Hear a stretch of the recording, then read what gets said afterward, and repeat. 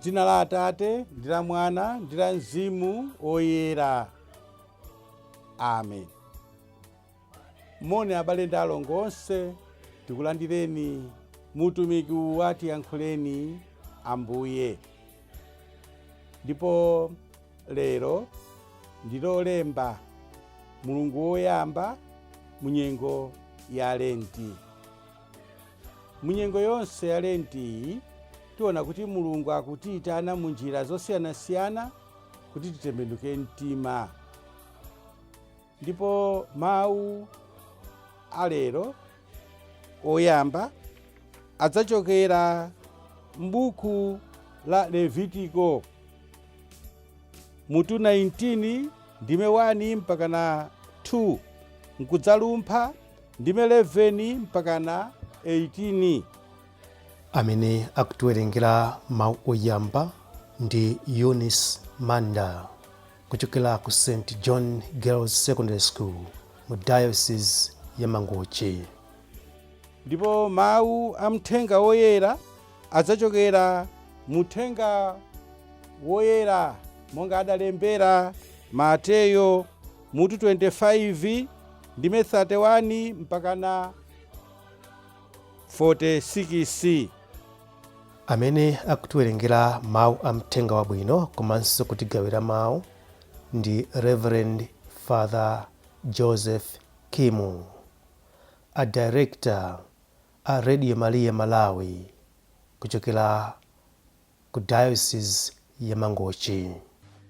Musamaweruza mopanda chilungamo. Mawu oyamba. Mawu a m'buku la Levitiko. Chauta adawuzanso Mose kuti, uza mpingo wako onse wa Israeli kuti, mukhale oyera pakuti ine Chauta Mulungu wanu ndine woyera. Musabe. Musamachite zinthu zonyenga. Ndipo musaname. Musalumbire dzina langa monyenga, ndi kumayipisa dzina la ine Mulungu wanu pakutelo ine ndine Chauta. Musachenjerese nzanu kapena kumubera zinthu zake. Musasunge malipiro a munthu wantchito usiku wonse mpaka mmawa. Musatemberere gonthi kapena kumuyikira chokhumudwitsa munthu wakhungu. Koma muziopa Mulungu wanu, ine ndine Chauta. Musamaweruza mopanda chilungamo. Musachite tsankho pakati pa anthu osowa ndi anthu otchuka. Koma muziweruza nzanu mwachilungamo. Musamangoyendayenda uku ndi uku kumachita ukazitape pakati pa anthu a mtundu wanu. Musachite kanthu kalikonse kamene kangathe kudzetsa imfa ya munthu wina. Ine ndine Chauta. Musadane ndi m'bale wanu mu mtima mwanu. Koma muzuzule mosabisa kuti mungavomerezane naye pa tchimo lake. Musabwenzere choyipa. Ndipo musakwiyire anthu a mtundu wanu. Koma mukonde nzanu monga momwe muzikondera inu nomwe. Ine ndine Chauta. Mawu a Ambuye. Tithokoze Mulungu. Ambuye akhale nanu. Mawu amthenga oyera monga adalembera Mateyo.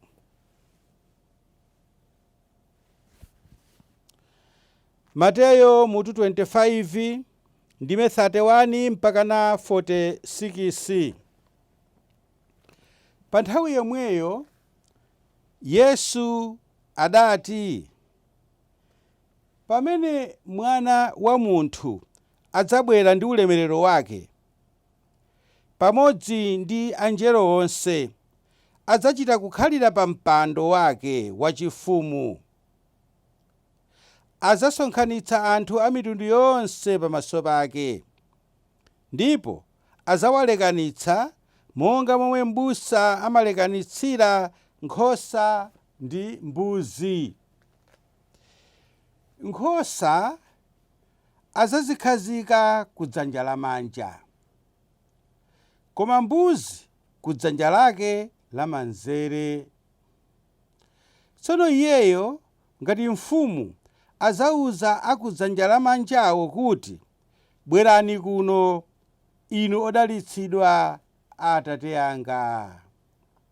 Lowani mu ufumu umene adakukonzerani chilengedwere cha dziko lapansi. Paja ine ndidali ndi njala, inu nkundipatsa chakudya. Ndidali ndi ludzu, inu nkundipatsa chakumwa. Ndidali mlendo, inu nkundilandira ku nyumba kwanu. Ndidali wamaliseche, inu nkundiveka. Ndinkadwala, inu nkumazandizonda. Ndidali mndende, inu nkumazandichezetsa.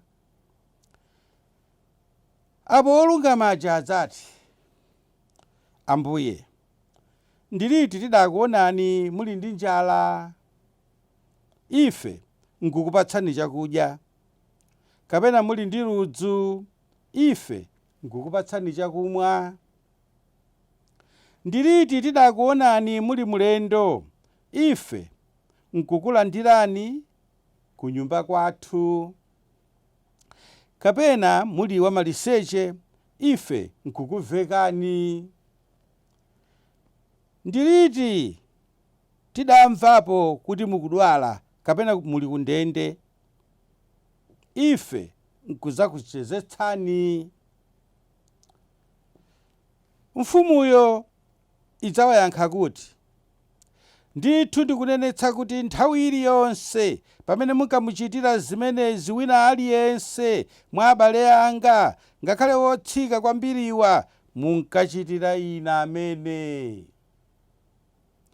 Pambuyo pake mfumuyo idzawuzanso akudzanja lake lamanzere aja kuti, chokani apa, inu otembereredwa, pitani ku moto wosatha umene Mulungu adakonzera Satana ndi angelo ake. Ine ndidali ndi njala, inu osandipatsa chakudya. Ndidali ndi ludzu, inu osandipatsa chakumwa. Ndidali mlendo, inu osandilandira ku nyumba kwanu. Ndidali wamaliseche, inu osandiveka. Ndinkadwala, ndidalinso mndende, inu osazandichezetsa. Apo nawonso adzati, Ambuye, ndiliti tidakuonani muli ndi njala, kapena muli ndi ludzu, kapena wamaliseche? Ndiliti tidamvapo kuti mukudwala, kapena kuti muli mndende, ife osachitapo kanthu? Mfumuyo idzawayankha kuti, ndithu ndikunenetsa kuti nthawi iliyonse pamene munkakana kuthandiza wina aliyense mwa abale anga, ngakhale otsika kwambiriwa, munkakana kuthandiza ine amene. Pamenepo iwowo adzachoka kumapita ku chilango chosatha, olungama aja nkumapita ku moyo osatha.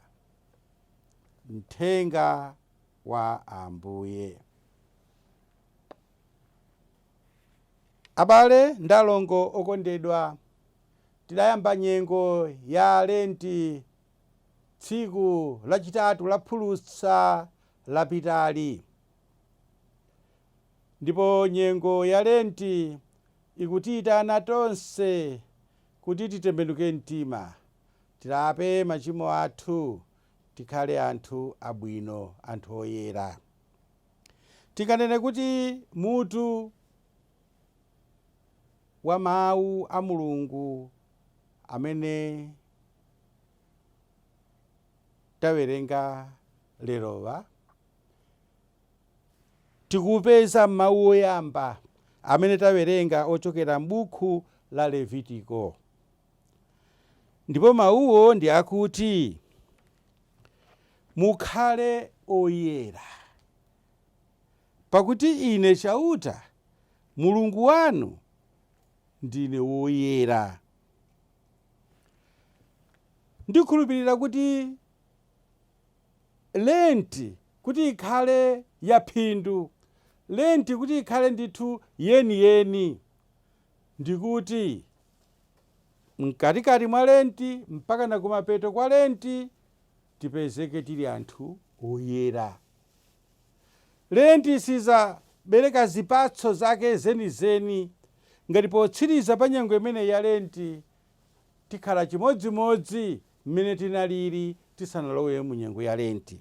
Ndiye mawu oyamba aja amene tawerenga, pali zinthu zingapo zimene Mose akuwauza ana a Israeli kuti asinthe, ndipo akasintha akhala woyera ngati mmene Mulungu alili woyera. Ine ndikuona kuti mawu amenewawo amene Mose akuwauza ana a Israeli akutiwuzanso ife, akundiwuza ine, akukuwuzani inu makamaka pa nyengo ino ya Lent. Ndiye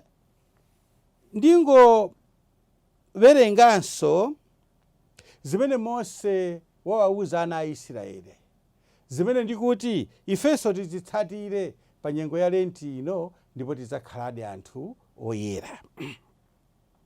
Chauta adawuzanso Mose kuti uza mpingo wonse wa Israeli kuti mukhale woyera pakuti ine ndine woyera. Ndipo akuti musabe,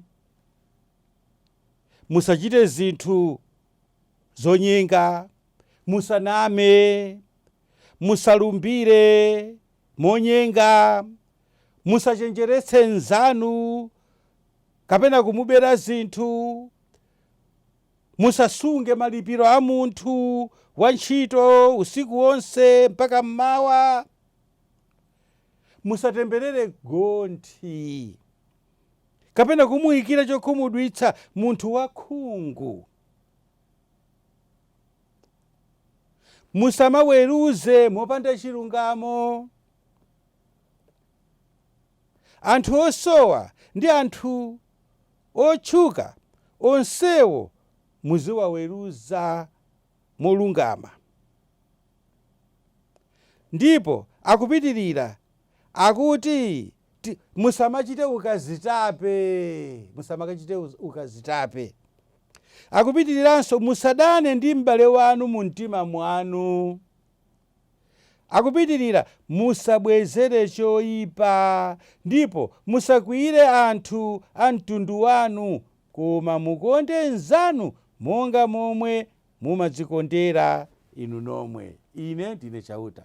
Ndikhulupirira kuti apa ndi atipasa programu ya Lent. Nthawi ina Papa Francisco ananena mawu ena amene anandigwira mtima, onena kuti kusala koona sikusiya zakudya izo, kusiya kudya nyama, kaya kusiya kudya zapamwamba, kapena kusiya kumwa mowa ena amene timalawa afetu tinena chocho, kapena ayi kusiya koma kuti kusala tikuona ndi kusiya zinthu ngati izizo izi zimene Mulungu anamuwuza Mose kuti awawuze ana a Israeli. Miseche, kusala miseche, kusala kunyoza ena, kusala kuweruza ena mopanda chilungamo ndi zina zotero. Muthenga wabwino, mfundo yakula ndi yakuti kumapeto, monga amene anali kunenera Yohane wamtanda woyera, mawu amene ndimakonda kwambiri, pa Chingerezi zimamveka bwino. At the sunset of our lives we shall be judged by love. Kolowera kwa dzuwa la moyo wathu tidzaweruzidwa ndi chikondi. ndiye mukaona zimene Ambuye Yesu akuwauza anthu aja kuti simunandipange zakuti, simunandipange, sikuti ndi zinthu zovuta, sikuti mukusowa kukhala ndi ndalama zambiri kuti inu muyendere munthu wodwala, muyendere munthu wa ku prison, ayi, mungawire wina kachovala, ayi. Tikuona kuti zimene akutipempha, zimene ziti zikatipulumutse, ndi zinthu zazing'ono-zing'ono zimene ife timachita. Choncho lero lino lolemba la Mulungu woyamba wa Lent, tiyeni tikawerengenso mawu pa Levitiko aja, ndipo tione kuti kodi ineyo pa zonse zimene akunena apazi chikundikhudza kwambiri, choti ndichitembenuke, choti ndichisiye ndi chiyani. Amen.